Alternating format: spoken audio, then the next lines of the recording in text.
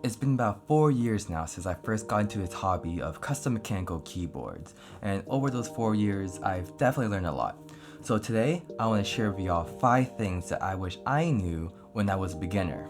Number 1, GMK is overrated. My first love of custom keycaps was GMK Plum, but I was far too late to join that group buy.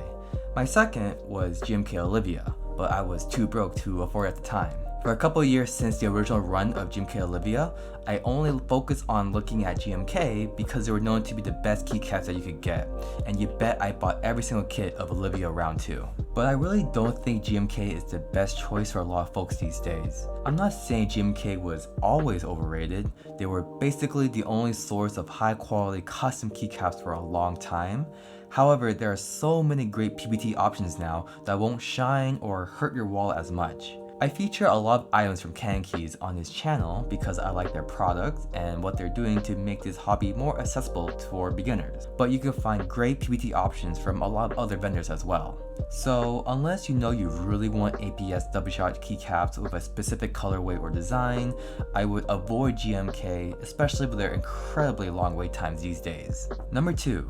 Don't chase the sound test. I'm sure there's plenty of us who have seen the Teha Holy Pan typing test and thought, yeah, I need that. I mean, so many YouTubers include them in their review videos, including myself. I spent a good amount of time and money trying to get that perfect thocky or clacky sound I hear from sound tests, but it never sounded quite the same. Near Lucid has a great video explaining the different variables that affect sound tests if you want to learn more, but 2 big variables are the distance between the microphone and the keyboard and how much gain the mic has. If I move my head towards my keyboard, I could definitely hear more of enhanced sounds, but of course that's not how I regularly use my keyboard, or anyone for that matter. After I learned to stop focusing so much on the sound of my board, I no longer became disappointed in chasing a difficult, near impossible dream. That's not to say that sound tests are completely useless, just don't take them as absolute truths and use them instead as references. Number 3, don't give into FOMO. When the first cast set was announced,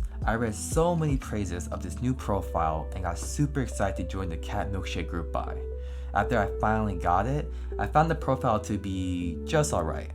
I didn't really understand the hype, I still prefer Cherry. When the Alice layout was a popular thing and polycarbonate was still a trendy case material, I jumped on the group buy for Rukia.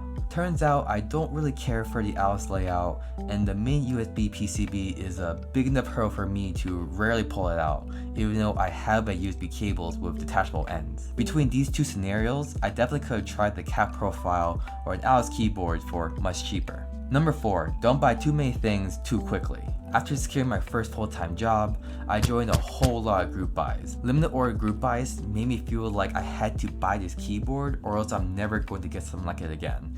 And that's not really true. I may have not gotten a chance to get a specific 65% keyboard design again, but if I had waited, I would have ran into plenty of other 65% designs that I would have liked just as much or even more. As a result of my rapid purchasing, I'm not that excited about some of my keyboards anymore because I've gotten used to them. Instead of buying 4 keyboards in 1 year, I should have spread out my purchases so that I could have experienced that chase and sense of newness for longer. And lastly, number 5.